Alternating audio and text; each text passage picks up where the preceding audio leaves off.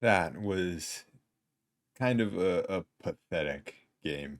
That was not one of the prettier games of all time. And the Kings are now 2-3 as they lose to the Rockets 107-89 without De'Aaron Fox for the second straight game. But that was not the same team that played the Warriors, even without De'Aaron Fox in that one, not too long ago. That was a team with a lot less fight than what we saw against the Warriors. And look, there are a lot of reasons we lost this game, but the simple main reason is two stats. It's Keegan Murray 1 for 8 from 3, and it's Kevin Huerter 0 for 3 from 3. And those two stats have become not a worry, but it's a trend at this point. Those two guys cannot shoot the ball to start the season. And at the end of the day, if your shooters are getting wide open shots and they're just not making them, it's going to be extremely hard to win. And that really was the case in this game. And I love all the trust that Mike Brown is putting into Keegan Murray as a shooter, as he should, I think. But I do think at times the trigger is a little too quick. And I think the biggest disappointment for me in these two games so far without Fox is Keegan not being a three level scorer. It may sound backwards, but honestly, I would like a little less ball movement without Fox. And, it does sound backwards, but what I mean by that really is if you're just going through dribble handoffs and passing the ball around the perimeter, maybe going around a screen and trying to get downhill, but not really getting downhill, then that's not going to be an efficient offense. The reason the Kings offense works is because they do have these shooters coming around screens with the great ball movement and also the threat of Fox being able to get downhill. And when there's just no threat of anyone getting downhill, then that makes it much tougher to score. And like I said, I love the trust that Mike Brown has in Keegan as a shooter, but I would love for them to put the ball in his hands more and for him to come off screens. And it's on him as well. I'm not just saying this is the coaching staff or anything. It's on him to get the ball, come around screens, and try to get downhill. And the amount of times where I feel like he could just come around a screen, take one dribble, rise up, and create so much separation into an easy mid range jump shot, and he just doesn't have that decisiveness. Like it happens so much where either he kind of just dribbles aimlessly and then passes, or he just doesn't create separation on his shot because he's not going up with it right away. And he's giving the defender time to reestablish defensive position against him. And so for me, the stat that I don't like, it's not the necessarily the 1 for 8 from 3, but it's the fact that 8 of his 12 field goal attempts were threes when he wasn't knocking down his three-pointers. I don't blame Kevin Huerter as much for not scoring in this one inside the arc, although he does take more shot attempts inside the arc than Keegan, but he was being guarded by Dillon Brooks for a lot of the game, and Dillon Brooks is a very good defender, and he was making things very difficult for Huerter. But the starting unit just did not come to play. And that goes for every single person in the starting unit. The bench was much better than the starters in this game. Not for the entire game, but for most of it. And, I don't think Sabonis had a good game by any means, but it's also tough for him when he's getting doubled on every post up and guys can't make their shots because he was generating open looks, but they were just not falling. And I also think the Kings' transition offense was pretty bad. They had opportunities and they would just turn the ball over every time. Sabonis had 5 turnovers, and I feel like a bunch of those were in transition. and the turnovers for him were a big problem. And it's just wild that the offense in these last two games has been the problem and not the defense. Because the defense in that third quarter allowed 0 points over a 7 minute span. And they took the lead in that span, but they could not get it above a 1 point lead. And then the Kings went on like a 4 minute scoreless streak of their own.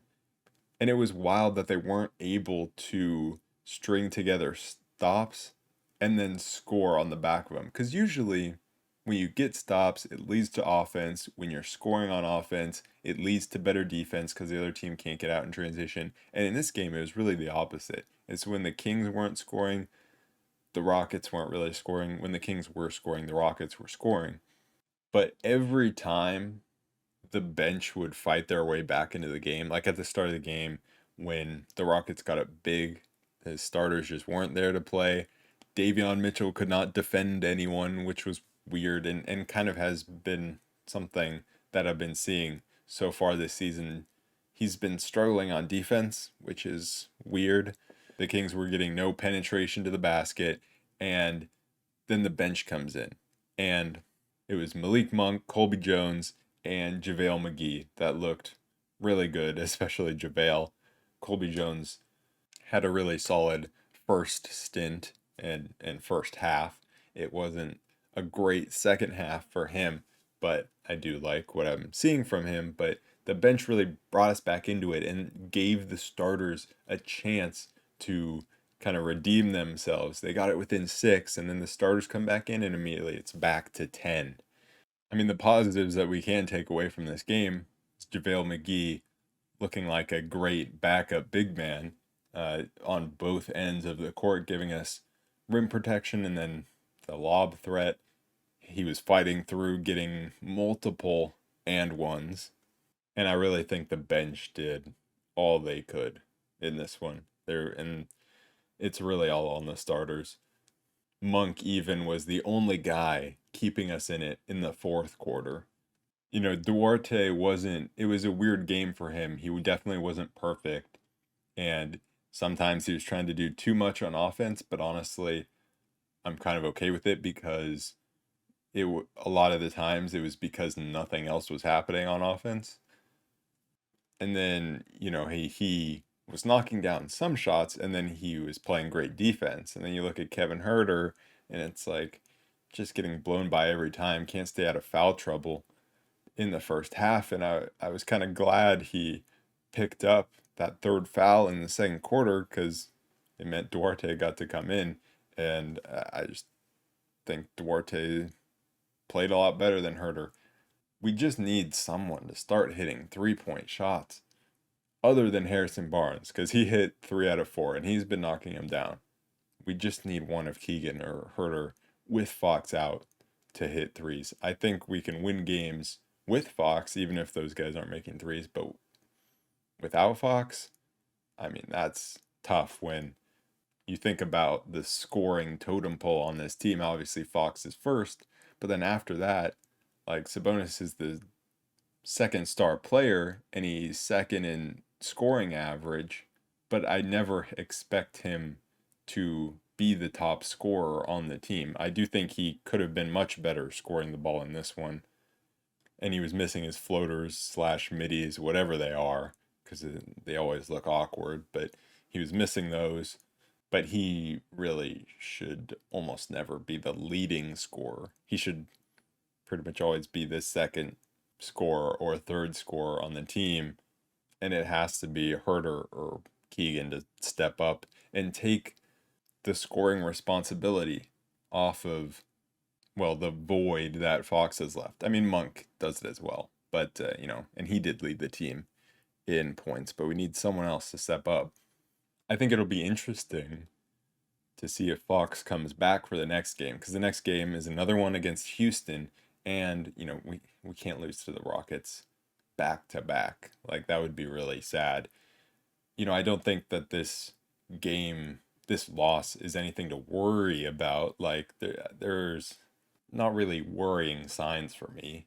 Like Herter's gonna start knocking down shots, same with Keegan, but it's just a really annoying loss, is what it is.